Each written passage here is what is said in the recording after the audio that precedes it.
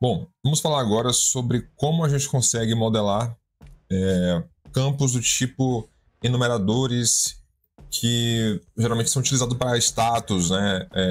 Entre outras coisas assim, que você tem lá um model e você quer dizer, representar a situação daquele model. Então, por exemplo, a gente tem uma forma, um jeito de, algumas formas de fazer isso dentro do Django, mas aqui eu recomendo é que você crie uma classe que represente esse enumerador e você utiliza essa classe dentro de quem está utilizando, tá? Você vai ter o campo e uma classe de enumeradores. Por exemplo, vou criar aqui uma classe chamada de employee status. E imagine assim que essa classe ela vai representar qual a situação desse empregado na empresa, e vou utilizar apenas duas assim, ativo e inativo, por enquanto, só para facilitar nosso entendimento. E você precisa, não necessariamente precisa, mas idealmente, já que você está utilizando os Djangos aqui, os fields, os campos do Django, você pode utilizar um tipo de campo, um tipo de objeto que o Django te dá, que são os objetos do tipo choices. Você tem text choices, por exemplo, você coloca aqui models, só para vocês verem aqui, models.choices. Você tem text choices, você tem integer choices, enfim, são escolhas, uma classe que representa escolhas que o usuário vai ter, ou que o seu model pode ter ali em relação para determinar uma situação uma situação ou um tipo de algum dado. Enfim, vou utilizar aqui, por exemplo, o text choices, aí vai ficar mais fácil de você entender. E aí eu defino aqui dentro constantes e os valores que aquela constante representa. Então, eu tenho aqui active igual a 1, melhor, igual a active, já que estou usando o text choices, e inactive igual a inactive, certo? Vou salvar aqui. O que é que isso está dizendo para o Django? Que eu tenho uma classe employee status que ela não é um model em si, ela é apenas uma representação de escolhas, de possibilidades de escolhas que eu vou utilizar dentro de alguma outra classe. Vou utilizar isso aqui dentro do employee, daqui a pouco vocês vão ver, e eu estou definindo isso como as escolhas como sendo text choice, porque no banco de dados ele vai salvar o valor que tiver aqui dentro.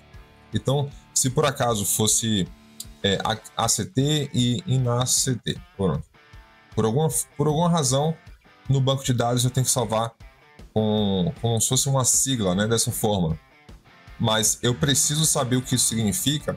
Eu utilizo as constantes, porque aqui embaixo, a qualquer momento, eu posso fazer assim, em qualquer lugar no meu projeto, eu posso fazer employees, status, ponto, e ele me dá as opções aqui, active e inactive. Então, no meu sistema, eu utilizo dessa forma, mas eu não sei se no banco de dados está assim. Não preciso saber. Eu só sei que que essa constante representa um valor que o meu banco de dados interpreta lá como ativo ou inativo. Poderia ser integer choices, por exemplo. E aí no banco de dados eu salvo 1 e salvo 3. Não tem problema. Isso aqui, aqui embaixo, no lugar que eu estiver utilizando esse employee status, .active, eu não faço nenhuma alteração. Vou continuar utilizando da mesma forma. Eu chamo lá active ou ponto inactive. Não sei qual o valor que isso vai ter aqui dentro da constante, mas eu sei que eu tenho aquela constante que representa aquela informação de ativo ou inativo, certo? E aí eu preciso passar isso como parâmetro aqui dentro do employee num campo novo que eu vou precisar agora, que eu vou utilizar. Eu vou vir aqui, vou criar um campo status, models, ponto, e aí que tá agora, eu faço a ligação aqui agora de uma coisa com a outra.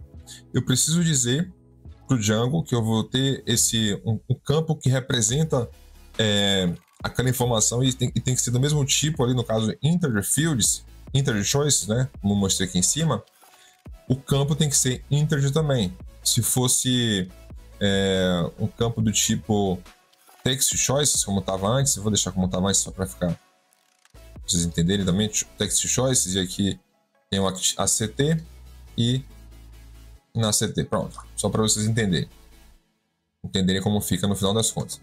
Eu tenho aqui text choice, aqui eu preciso especificar que esse campo também vai ser do tipo char field, certo? Então, esse campo, o tipo desse campo tem que ser equivalente ao tipo de escolha que eu vou ter aqui, porque ele vai salvar esse, no final das contas, esse campo vai guardar esse valor que tiver aqui, ou um valor inteiro, ou uma string, como está aqui, um ACT ou inect, act ou inect, certo? O que mais é bom passar na hora que eu estou definindo o campo? Eu posso passar um max length, então eu venho aqui e digo, max length vai ser max length igual a, sei lá, 20.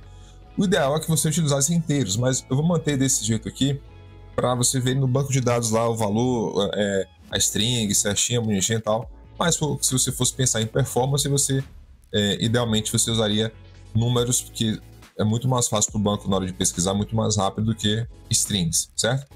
Então, max length igual a 20. O que mais que eu preciso passar aqui como parâmetro para ele entender que uma coisa está relacionada com a outra? Eu preciso dizer que esse campo é um campo do tipo choices e eu preciso dizer quais são as choices, né? Quais são as opções de escolha que aquele campo deve ter. Então, eu venho aqui e passo que ele é do tipo choices, eu passo a informação que choices igual a employee status ponto, e aí, como eu estou utilizando um objeto aqui do tipo text choice, eu tenho um método chamado choices, que ele me retorna as alternativas para esse campo. E eu vou usar isso, possivelmente, se eu estiver utilizando, novamente, templates gerados dentro do Django. Se eu estiver utilizando templates gerados dentro do Django, na hora que eu gerar o componente HTML que representa aquele select, né, vai ser um campo do tipo select, ele automaticamente puxa os valores desse select para mim, certo? Para isso que tem esse choices aqui, ele vai ajudar nisso. Ah, agora eu entendi! E eu preciso especificar, idealmente também, qual o valor padrão que vai ser utilizado aqui no empregado. Então, por exemplo, posso vir aqui e falar que default é igual a employee status ponto active. Vou colocar uma vírgula aqui, colocar um embaixo do outro. Pronto. Então, o que é que eu estou falando aqui para o Django? Olha, tem um campo do tipo status, que vai ser um campo com nome status do tipo char field. Ele tem um tamanho máximo de 20 caracteres. Ele tem as escolhas que foram definidas aqui, as opções de escolhas que foram definidas aqui. Além disso, o valor default desse campo vai ser o valor active, certo? Se eu não passar nenhum valor, ele vai salvar como active. E dessa forma eu consigo criar, por exemplo, opções. Se eu tivesse tipos de funcionário ou qual é o cargo dele, eu não vou entrar nesses detalhes aqui porque você já pegou a ideia. Sei. Mas se tivesse cargos, poderia ter uma classe do tipo um employee roles, por exemplo, para dizer qual é a função dele na empresa. E aí eu criaria aqui, ele é gerente, ele é funcionário, supervisor, enfim. Você consegue definir opções, certo? Uma enumeração, um enumerador. E aí, para você associar esse enumerador com algum campo, você passa aqui. Não precisaria criar esse employee status. Você pode passar aqui dentro uma tupla, né, que é como Python chama, com uma combinação lá de chave e valor aqui dentro, mais ou menos como se fosse isso. E ele vai funcionar também. Só que eu prefiro dessa forma porque você tem a opção de, se você precisar fazer comparações e tal, para saber o status, se você quiser acessar diretamente os status, você consegue vir aqui e falar employee.status e aí active, por exemplo. Você não precisa saber qual o valor que está aqui dentro especificamente.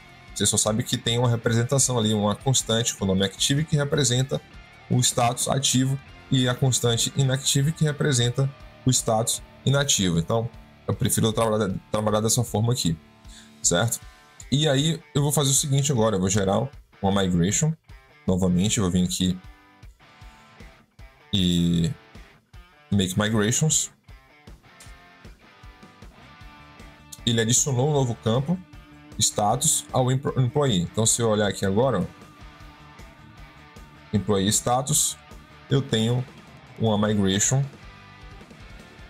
que adiciona o campo, status, e ele fala aqui, char field, choices, ele já passa aqui os choices.